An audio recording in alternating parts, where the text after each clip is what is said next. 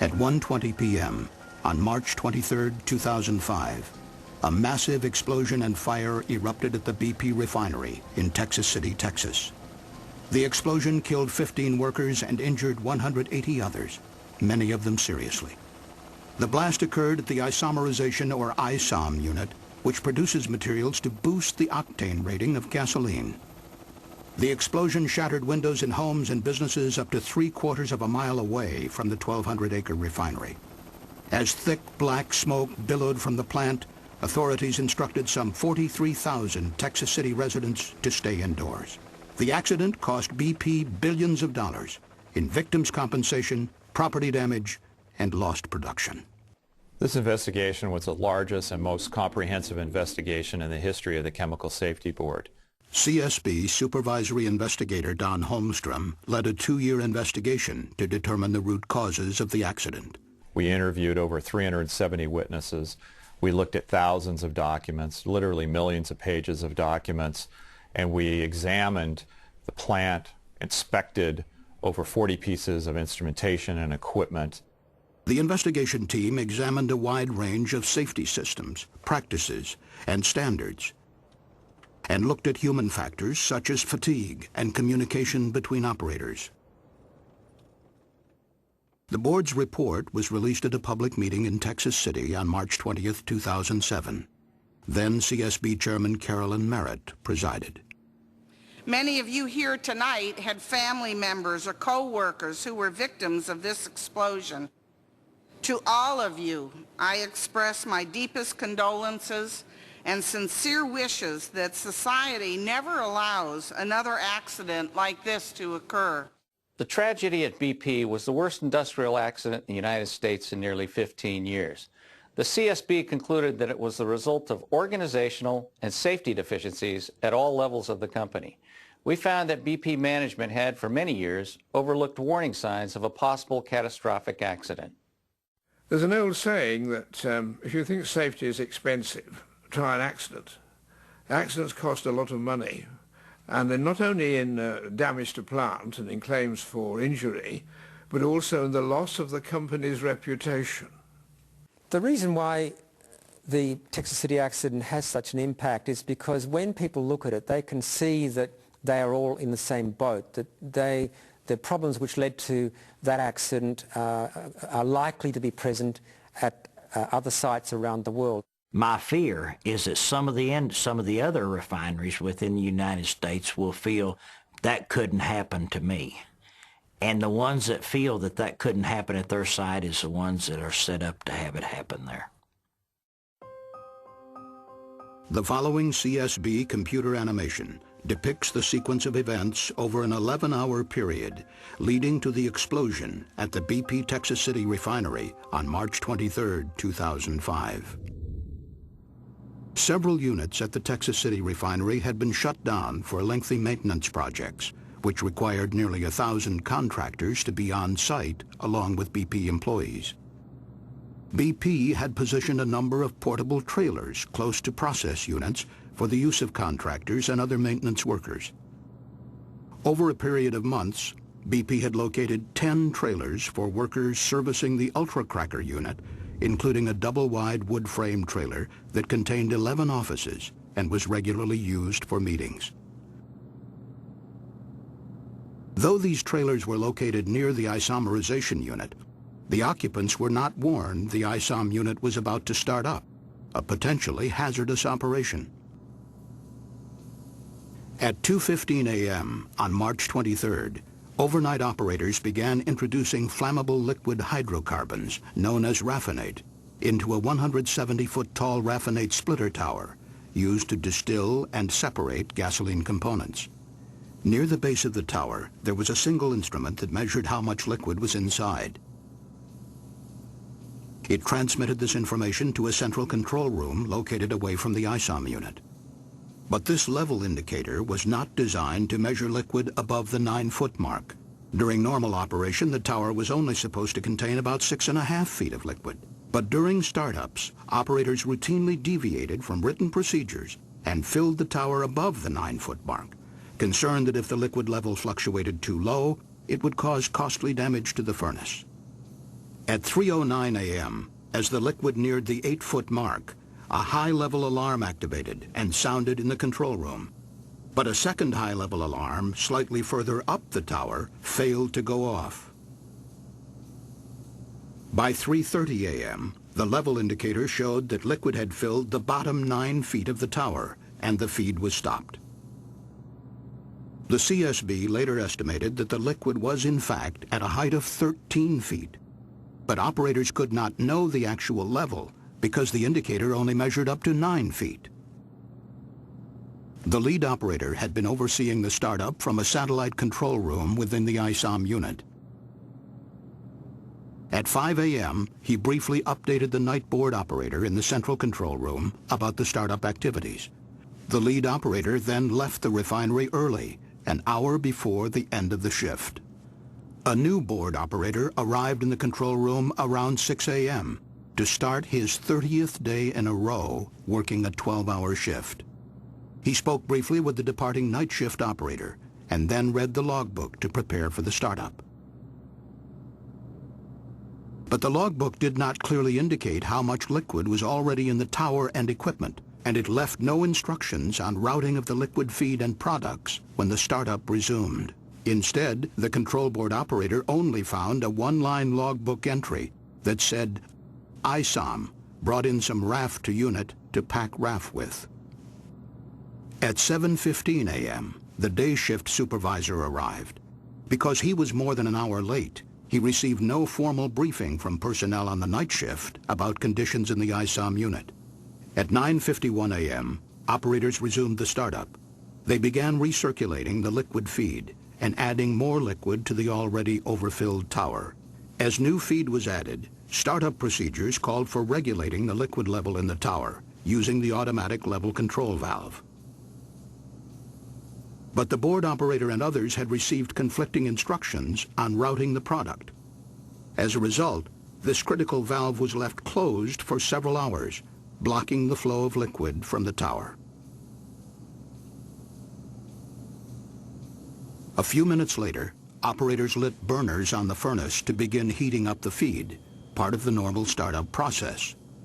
While the startup was underway, the day supervisor left the refinery on short notice just before 11 a.m. to attend to a family medical emergency. Contrary to BP's own procedures, no experienced supervisor was assigned to replace him. This left a single control board operator, now without a qualified supervisor, to run 3 refinery units, including the ISOM unit, which needed close attention. The refinery had eliminated a second board operator position following corporate budget cuts in 1999 after BP acquired Amoco. As the startup continued, the tower steadily filled with liquid, reaching a height of 98 feet shortly before noon, more than 15 times the normal level. But the improperly calibrated level indicator told operators in the control room that the liquid was at 8.4 feet and gradually falling. Furthermore, the control panel was not configured to clearly warn operators of the growing danger. It did not display flows into and out of the tower on the same screen, nor did it calculate the total liquid in the tower. Meanwhile, the maintenance contractors, who were not involved in the operation of the ISOM unit, left their work trailers to attend a company lunch, celebrating a month without a lost time injury. At 12:41 p.m., an alarm activated as the rising liquid compressed the gases remaining in the top of the tower. Unable to understand the source of the high pressure, operators opened a manual chain valve to vent gases to the unit's emergency relief system, a 1950s-era blowdown drum that vented vapor directly into the atmosphere. Operators also turned off 2 burners in the furnace to lower the temperature inside the tower, believing this would reduce the pressure. Nobody knew the tower was dangerously full. The operators did become concerned about the lack of flow out of the tower and began opening the valve to send liquid from the bottom of the tower to storage tanks. But this liquid was very hot. As it flowed through the heat exchanger, it suddenly raised the temperature of the liquid entering high up the tower by 141 degrees Fahrenheit. It was now about 1 p.m. Contract workers, unaware of the startup and the looming danger, returned from lunch and began a meeting in the double-wide trailer in the corner room closest to the blowdown drum. Over the next few minutes, the hot feed entering the tower caused the liquid inside to start to boil and swell. Liquid filled the tower completely and began spilling into the overhead vapor line, exerting great pressure on the emergency relief valves 150 feet below. At 1:14 p.m., the 3 emergency valves opened, sending nearly 52,000 gallons of flammable liquid to the blowdown drum at the other end of the ISOM unit. Liquid rose inside the blowdown drum and overflowed into a process sewer, setting off alarms in the control room. But the high-level alarm on the blowdown drum failed to go off. None of the operators knew of the catastrophe unfolding in the ISOM unit. As flammable hydrocarbons overfilled the blowdown drum, operators nearby saw a geyser of liquid and vapor erupt from the top of the stack. The equivalent of nearly a tanker truck full of hot gasoline fell to the ground and began forming a huge flammable vapor cloud. This scene, based on CSB computer modeling, shows how the vapor cloud expanded in just 90 seconds, engulfing the unit and the nearby trailers full of workers. About 25 feet from the base of the blowdown drum, 2 workers were parked in a pickup truck with the engine idling. As flammable vapor entered the air intake, the diesel engine began to race. The 2 workers fled, unable to shut off the engine. Moments later, witnesses saw the truck backfire and ignite the vapor cloud. Powerful explosions swept through the area. Computer modeling shows how the blast pressure wave accelerated through the ISOM unit, causing heavy destruction and igniting fires throughout the area. The workers inside the trailers were right in the path of the explosions. The fires continued to burn for hours. 12 of the 20 occupants of the double-wide trailer were killed, along with 3 workers in a trailer nearby. Dozens of others suffered serious burns, fractures, and other traumatic injuries. The wood and metal frame trailers were blown apart by the blasts. Firefighters struggled to rescue the injured and recover the victims. 50 large chemical storage tanks were damaged, and the ISOM unit remained shut down for more than 2 years.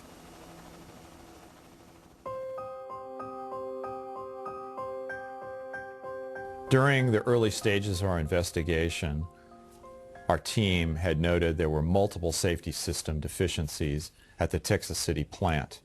We also found there was a history of fatalities at the plant. Prior to the March 2005 accident, 23 people died in accidents over a 30-year period at the Texas City refinery, beginning when it was owned by Amoco and continuing after BP acquired the refinery in 1999. The CSB wanted to know what the connection was between this history of fatal incidents and the organizational and cultural factors. BP Corporation's lack of focus on preventing major accidents allowed budget cuts to be made without assessing the impact on process safety. The CSB found that cost-cutting, production pressures, and failure to invest significantly impacted the process safety performance at the Texas City refinery and left the refinery vulnerable to catastrophe. After the merger with Amoco, BP ordered a 25% reduction in fixed costs at all its refineries. This impacted important process safety systems such as staffing, training, and mechanical integrity.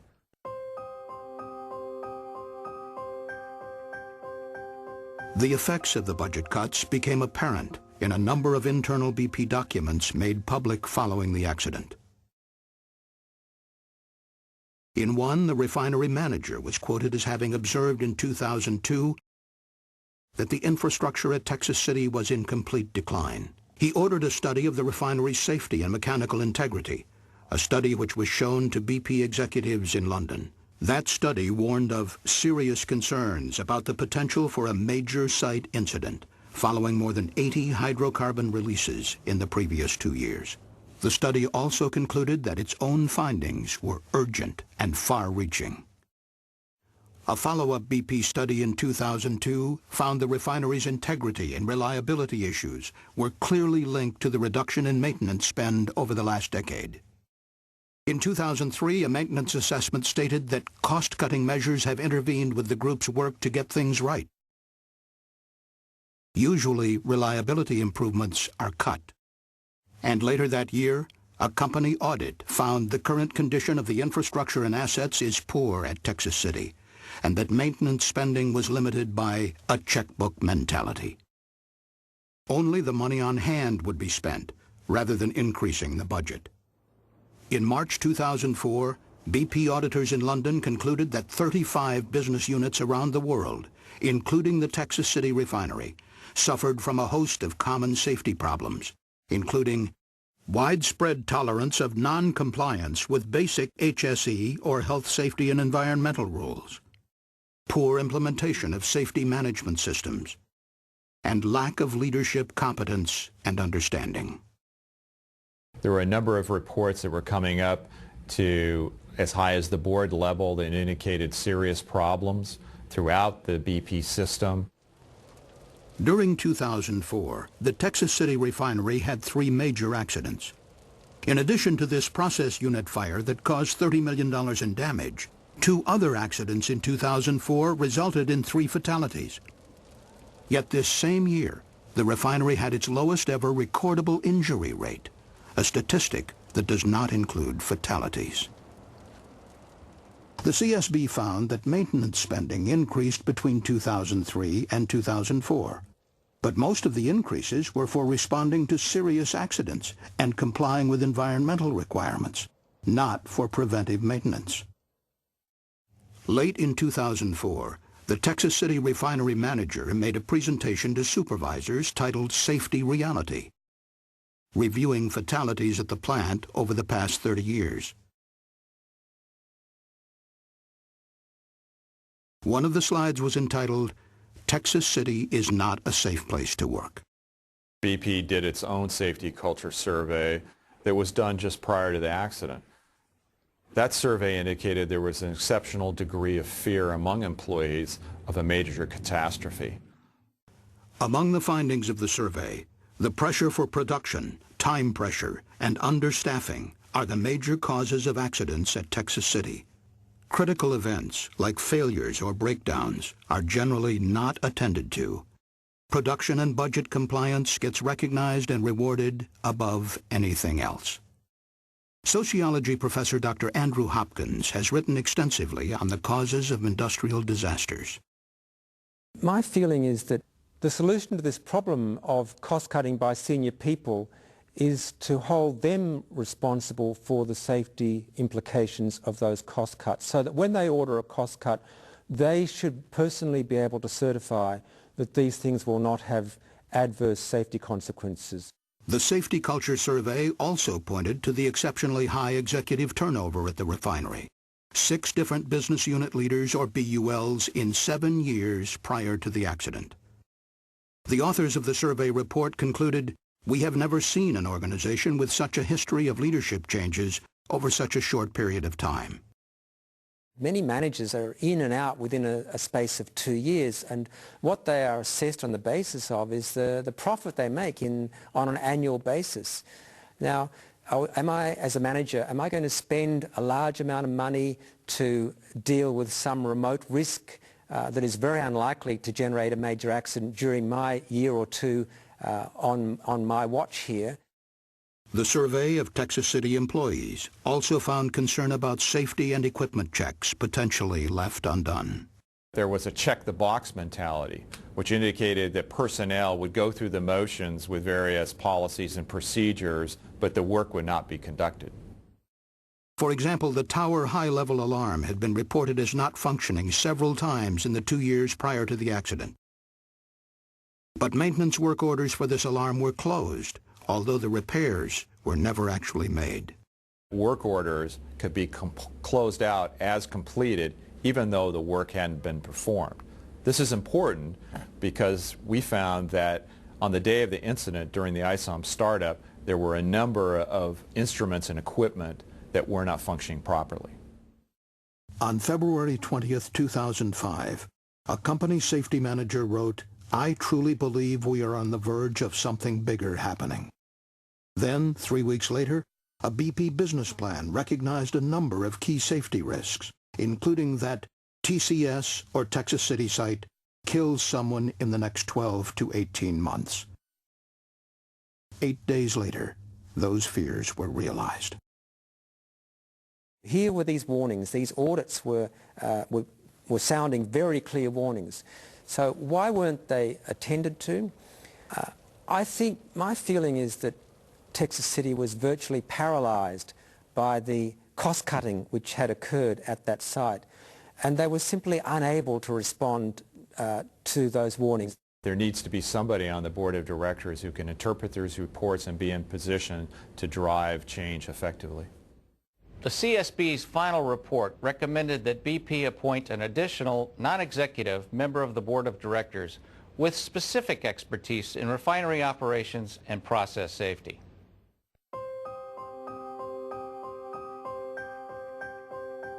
So the problem at Texas City was that they were essentially blind to this issue of process safety. They were focusing on personal safety. The CSB concluded that over a period of years, BP managers focused on lowering rates for personal injuries, such as slips, trips, and falls, while often disregarding key process safety indicators. We as members of the travelling public intuitively understand that the numbers of baggage handling injuries really tells us nothing about the likelihood of a major accident, an aircraft crash, and no airline in its right mind is going to try and convince the travelling public of how safe it is by telling you about its workforce injury statistics. Dr. Trevor Kletz is an internationally recognized chemical process safety expert. Process safety deals with the fires and explosions and toxic releases and things like that. And you can have a very good accident rate for what we call hard hat accidents, but not for process ones.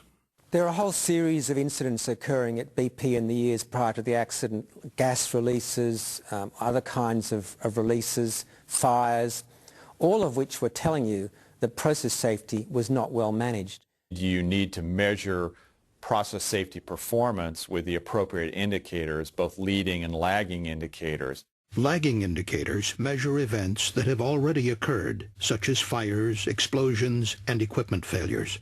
Leading indicators are designed to predict the likelihood of an accident before it occurs. For example, the percentage of equipment inspections that are overdue.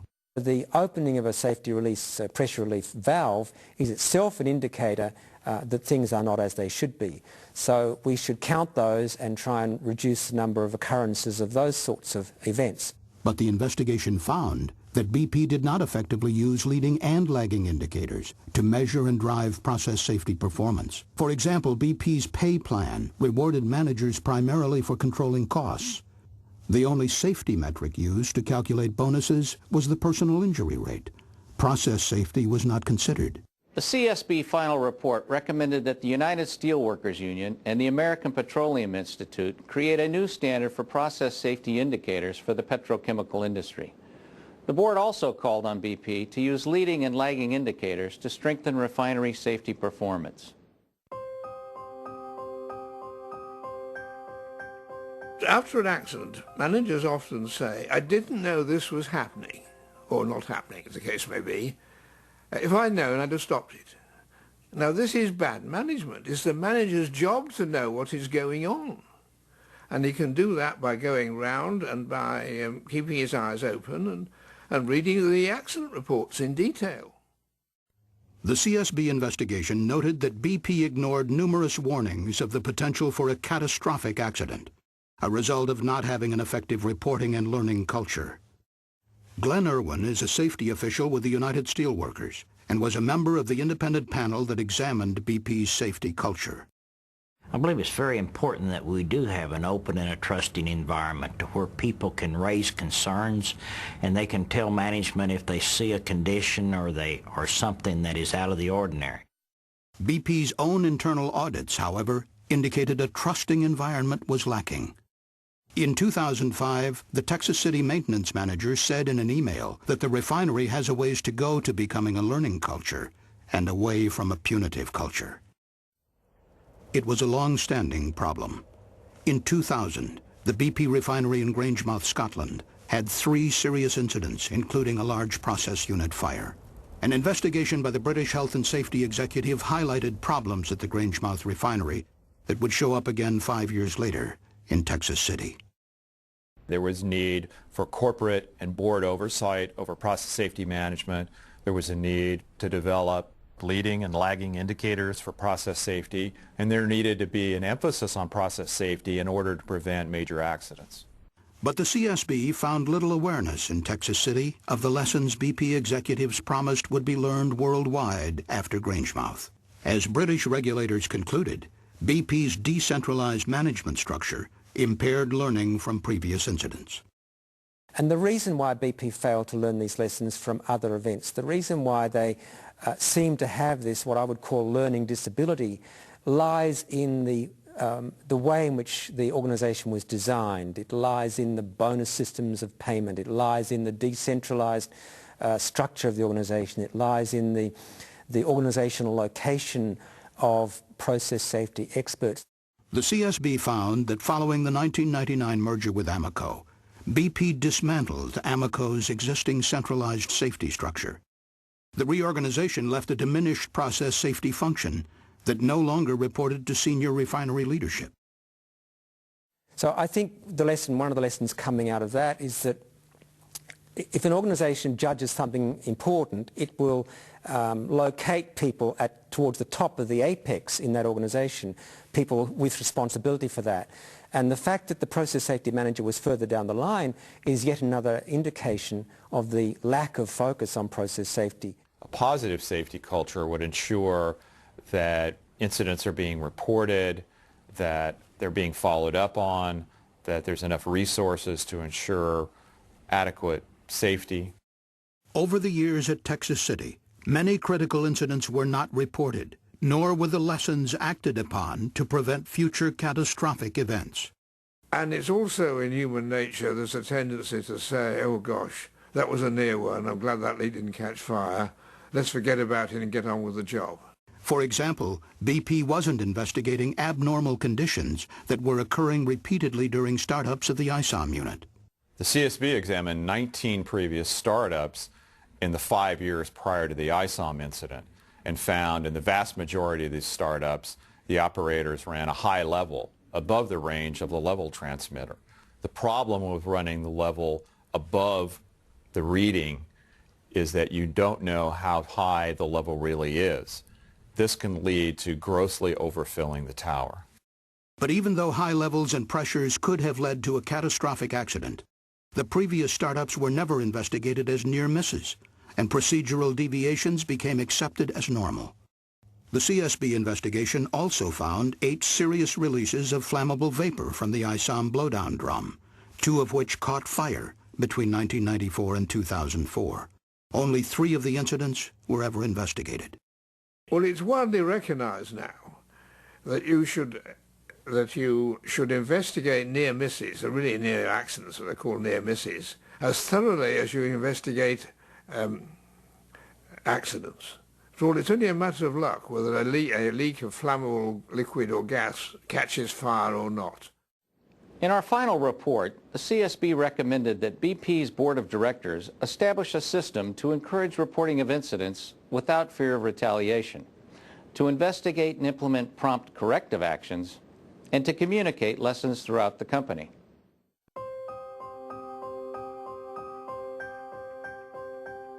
The first choice after an accident is to say, how can we improve the design so this can't happen? How can we remove the opportunity for errors? Even as releases occurred over many years in the ISOM unit, BP continued using equipment based on outdated designs. The raffinate splitter tower lacked modern design safeguards, such as redundant level indicators and alarms, a differential pressure indicator, and automatic interlocks to prevent overfilling. In a well-designed plant, a simple error like closing the own valve shouldn't result in an accident. The design of the emergency pressure relief system was also outdated. Relief valves vented hydrocarbons directly to the atmosphere through an antiquated blowdown drum, which was first installed in the 1950s. The CSB report said the hydrocarbons should have been routed to an inherently safer disposal system, such as a flare, to contain the hydrocarbon liquid and burn off flammable vapor. In fact, the investigation found that Amoco's own safety standards, later adopted by BP, stated that new blowdown stacks which discharge directly to the atmosphere are not permitted. As facilities were upgraded, existing blowdown systems which are still necessary should be replaced. Several occasions prior to the incident, BP had seriously considered connecting a flare to the ISOM unit. In the early 1990s, when Amoco owned the refinery, 3 proposals were made to replace blowdown stacks at Texas City. 2 more proposals were made in 2002 after the merger with BP. However, these decisions were impacted by production pressures and budget cuts, and the flare was never constructed. In 1992, OSHA conducted an inspection at the Texas City refinery because there had been release from a very similar blowdown drum in a different process unit. OSHA cited the then Amoco refinery for the unsafe blowdown system. OSHA determined that the design of the blowdown drum was unsafe because it did relieve to atmosphere. It didn't relieve to a safe place. But OSHA later withdrew the citation after Amoco asserted the equipment conformed to American Petroleum Institute standards. In October 2006, the board issued a recommendation to the American Petroleum Institute calling for new guidelines that warn against the use of blowdown drums similar to those found in Texas City.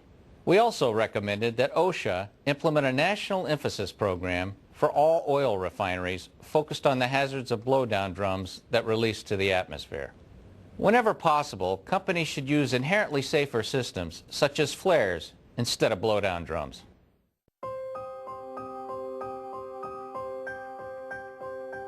The presence of occupied trailers near the blowdown stack added to the hazards of venting flammable material to the atmosphere. Prior to the incident and prior to the startup of the ISOM unit, a number of trailers, occupied trailers, have been placed close to the ISOM unit. These trailers were occupied by workers who were not involved in the turnaround activities in the ISOM unit. The investigation found this was a key factor leading to the deaths of the workers. They were right on top of the process in trailers as close as 120 feet from the blowdown drum, which is right at the edge of the isomerization process. CSB investigator Mark Kasniak. Well, it is not safe to have trailers that close to a blowdown drum or at the edge of an active process in a petroleum refinery. During an explosion in a refinery, you're actually safer in the open atmosphere than if you were working inside of a trailer. This is because the explosion overpressure will destroy the weak trailer construction, resulting in the formation of missiles and walls collapsing, which is potentially fatal to the occupants. The CSB determined that industry siting guidelines did not adequately protect trailer occupants from the fire and blast damage that can occur hundreds of feet from an explosion like the one at BP. We found that these guidelines were not safe enough prior to this accident and resulted in placing people in harm's way. In addition, BP did not follow its own management of change procedures before placing most of the trailers in a dangerous location. They did not assess the blast hazards posed to the trailer, and action items that were created during the review were never followed up and corrected. Ultimately, the decision on where to place the trailers was largely based on convenience, not safety. And contrary to BP startup procedures, on the morning of March 23rd, managers did not remove personnel from the nearby trailers or even alert them that the potentially hazardous startup was taking place. The explosion totally destroyed 13 trailers and damaged 27 others, some as far away as 1,000 feet. People inside trailers as far away as 479 feet were injured. In October 2005, the CSB issued an urgent recommendation to the American Petroleum Institute to revise industry standards and establish minimum safe distances for occupied trailers away from hazardous process areas. On June 21, 2007, the American Petroleum Institute issued new industry guidelines to minimize the presence of people and occupied trailers in hazardous process areas.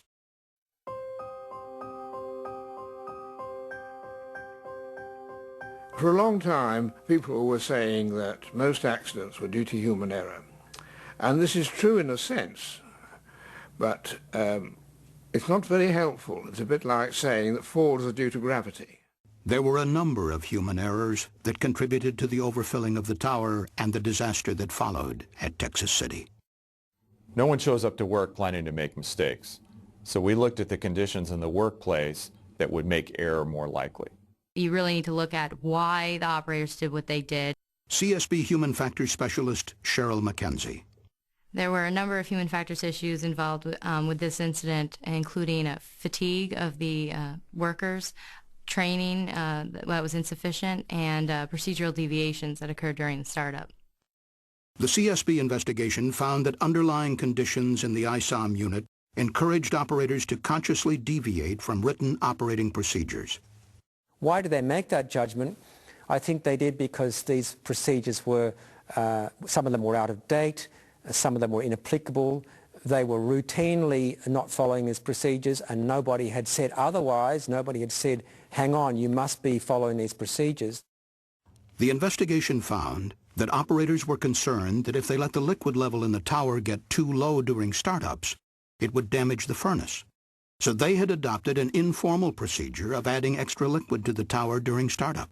To do this, they placed the level control valve in manual, not the automatic mode required by procedures, and left the valve closed to raise the liquid above the recommended 6.5-foot level. So routine had this practice become, the CSB found that the tower's high-level alarm had activated 65 times during the previous 19 startups. The outdated operating procedures for the unit did not establish any safe upper limit for the liquid level in the tower. Unknown to operators, regularly overfilling the tower had serious risks. The tower's liquid level transmitter had a limited range, and should the liquid rise above the maximum reading of 9 feet, operators could not know if the tower was dangerously overfilling. This informal practice of running the level in the raffinet splitter tower above the range of the transmitter led to running blind. They weren't aware of the dangers of overfilling the column, and so they tended to err on the side of what they saw as caution by overfilling the column. So their systematic deviation from what they should have been doing was actually well-intentioned. It was with the interests of the company at heart that they were violating the startup procedures. But on the day of the accident, the routine deviation, overfilling the tower above the range of the indicator, coincided with a number of instrument failures, which impaired the board operator's decision-making. This had tragic results, as the board operator lost awareness of just how high the level was. The tower level indicator had been calibrated for years based on 1975 data for a different liquid used in a different process. As a result of the miscalibration, the indicator showed the level in the tower was declining just prior to the explosion, when it was actually increasing. And a backup high-level alarm on the tower failed to activate, seeming to confirm that the liquid level was dropping. A sight glass on the tower was dirty and unreadable and could not be used to visually check the liquid level. The investigation concluded that the board operator truly had no functional and accurate measure of the tower level on March 23, 2005.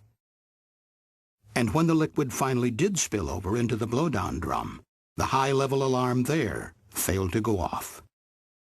BP procedures required that alarms and instruments and other equipment be checked for their functionality prior to startup. The CSB determined that these checks were largely not performed. A poorly designed computer display in the control room added to the difficulty of determining if the splitter tower was overfilling. Liquid flows into and out of the tower were not shown on the same screen, even though the computer could have been configured to do so. The investigation also found that communication problems among BP personnel during the morning of the startup increased the likelihood of errors. Operators received contradictory instructions on where to send the products from the tower, and the day shift operators never got clear information from the night shift about how much liquid the tower already contained. Well, then the board operator and the other operators that came in during the day shift really didn't understand what had occurred the night before, so they're starting up this unit without full knowledge of the state of the unit, and they're making judgments and decisions based on incomplete information. The investigation found that BP lacked adequate policies and a management emphasis on effective communications. Key instructions on sending the feed into the tower were given over the phone and radio instead of in writing. Operators later told investigators these verbal communications were rushed and vague. Written communications in the logbook were brief and unclear. Night shift operators did not conduct a crucial face-to-face meeting to brief day shift operators on the conditions in the unit.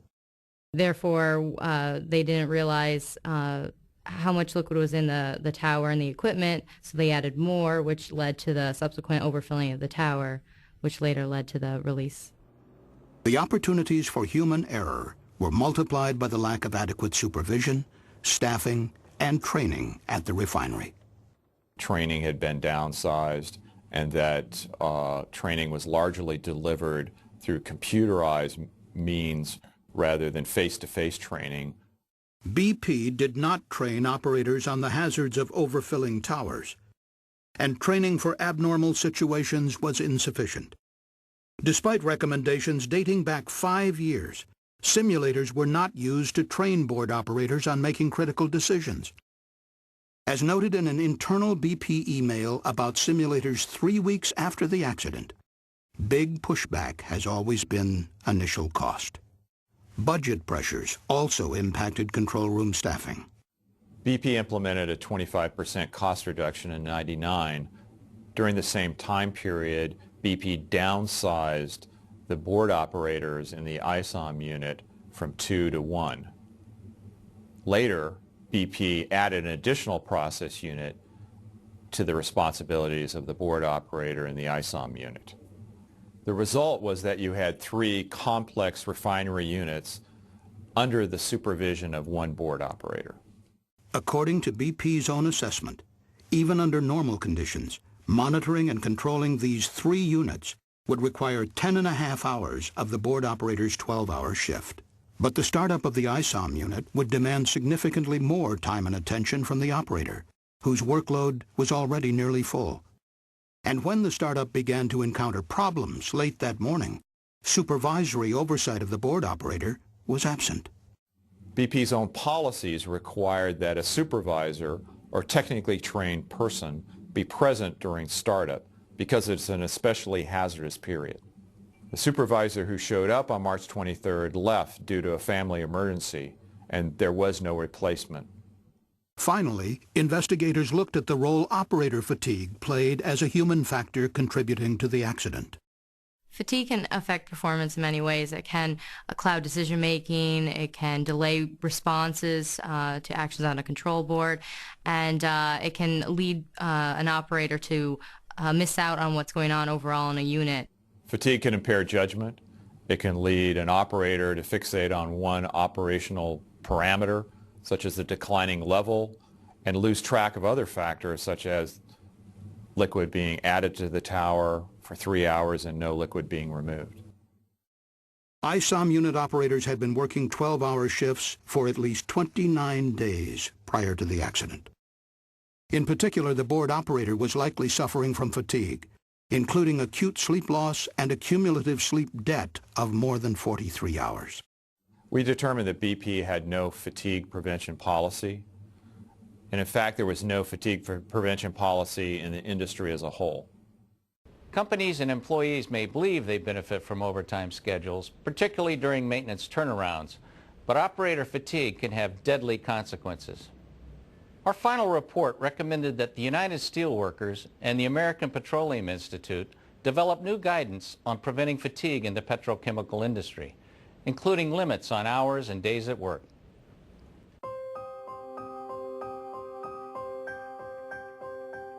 OSHA's 1992 Standard on Process Safety Management, or PSM, requires thousands of oil and chemical facilities to implement 14 management elements to prevent catastrophic releases. The Environmental Protection Agency has similar requirements under its risk management program. The CSB investigation revealed many long-standing deficiencies in the BP refinery's compliance with federal process safety regulations. Preventive maintenance and testing procedures were inadequate for key alarms, instruments, and equipment. Required safety studies of pressure relief systems were years overdue. Operating procedures were out of date. And there were other flaws. Management of change reviews were not conducted for critical design, equipment, and procedural changes. Hazard analyses were poor, overlooking serious fire and explosion risks. Audits revealed many process safety problems, but they were never resolved. OSHA's enforcement program for the PSM regulations requires planned, comprehensive inspections of facilities with accident histories or other indications of catastrophic risks. A 1992 OSHA directive stated the primary enforcement tool would be the Program Quality Verification Inspection, or PQV, a large, complex audit involving highly trained OSHA inspectors and taking weeks or months to complete. Despite the fact that the BP Texas City refinery had a long history of fatality incidents, there was no program quality verification or intensive PSM inspection conducted at that refinery. OSHA did conduct smaller, unplanned inspections of the Texas City refinery in response to accidents and complaints. But these inspections did not uncover major flaws in process safety management compliance. In fact, the CSB found that OSHA conducted only a handful of program quality verification, PQV inspections, at the thousands of regulated facilities across the country. There's no set interval when OSHA comes in and inspects a plant in the United States. We found that inspections in the U.S. are largely driven by personal injury statistics. The CSB also found that prior to March 2005, the EPA never audited the Texas City refinery for compliance with risk management requirements. Other jurisdictions inspect process plants more frequently. In California's Contra Costa County, a local process safety ordinance requires thorough inspections of 48 major oil and chemical plants every 3 years by a team of specialized engineers. In the United Kingdom, 105 specialists from the Health and Safety Executive inspect high-hazard facilities every 5 years. In addition, all 9 refineries in the UK are inspected annually. If accepted process safety principles had been thoroughly implemented at the refinery, this accident likely would not have occurred. The CSB recommended that OSHA take steps to conduct more process safety inspections and strengthen enforcement of the PSM standard. OSHA should identify those facilities at greatest risk, see that comprehensive inspections are conducted at such facilities, and to establish the capacity to conduct those inspections, OSHA should create a group of highly trained PSM inspectors. On June 12, 2007, OSHA announced a new national emphasis program to inspect most U.S. oil refineries for process safety compliance.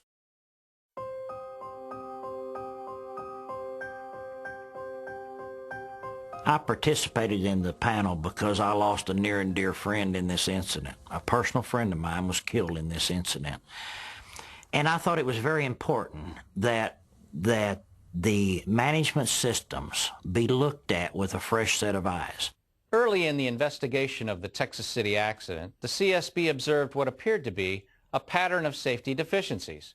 We therefore issued an urgent recommendation, the first ever by this agency, that BP convene an independent panel of experts to study the safety culture of its 5 North American refineries. In October 2005, BP established an 11-member panel that included leading industry, labor, and academic safety experts. It was headed by former Secretary of State James A. Baker III.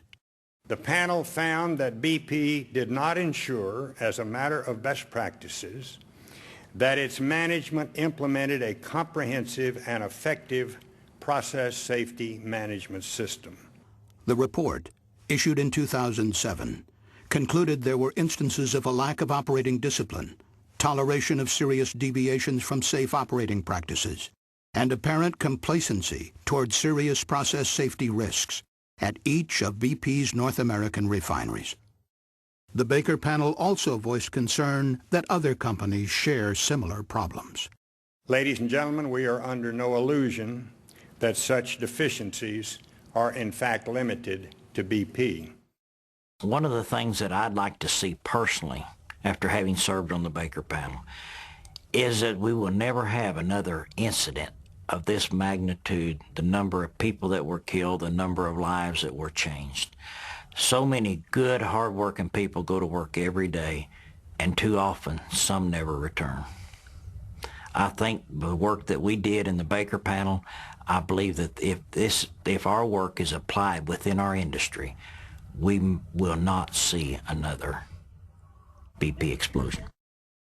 The Baker panel report concluded that the restructuring following BP's merger with Amoco had resulted in a significant loss of people, expertise, and experience in the refining sector. Only much later did BP recognize the negative impact of these changes. The CSB's final report said all hazardous chemical operations should be required to review the safety impact of major organizational changes. The board recommended that OSHA amend its process safety management standard to require management of change reviews for mergers, acquisitions, personnel reductions, budget cuts, or other organizational changes that can impact process safety.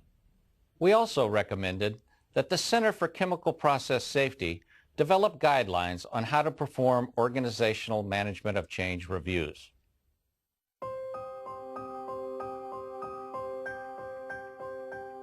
The major problem with the chemical industry, and indeed with other industries, is that the way accidents are investigated, reports are written, circulated, read, filed away, and then forgotten. And then 10 years later, even in the same company, the accident happens again. There is a saying that organizations have no memory. Only people have memory. Once they leave the plant, the accident, the code there is forgotten about. And what companies must do in the petrochemical industry is realize that the fact that you've had 20 years without a catastrophic event is no guarantee that there won't be one tomorrow. You have to keep your eye on the ball constantly. All oil and chemical businesses should seek to learn from the tragedy at BP. The CSB believes there are key lessons to be drawn from our investigation. The CSB said, managers, executives, and boards of directors should do the following. Monitor process safety performance using appropriate indicators. Invest sufficient resources to correct problems. Maintain an open and trusting safety culture where near misses are reported and investigated. Ensure that non-essential personnel and work trailers are located a safe distance from hazardous process areas. Ensure equipment and procedures are maintained and up to date. Carefully manage organizational changes and budget decisions to ensure safety is not compromised. Analyze and correct the underlying causes of human errors, including fatigue and miscommunication.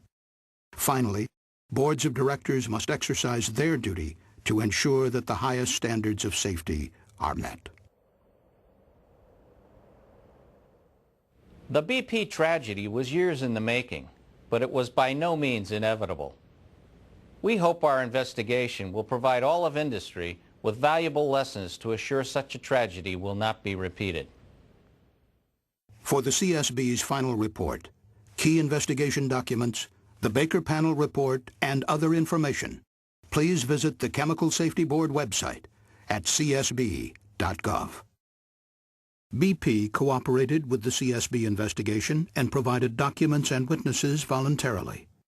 After the Texas City accident, BP acted to relocate trailers, eliminate blowdown drums, and invest billions of dollars to upgrade the condition of its U.S. refineries. In 2007, BP accepted the recommendations of the Baker panel, including a call to become a recognized industry leader in process safety management.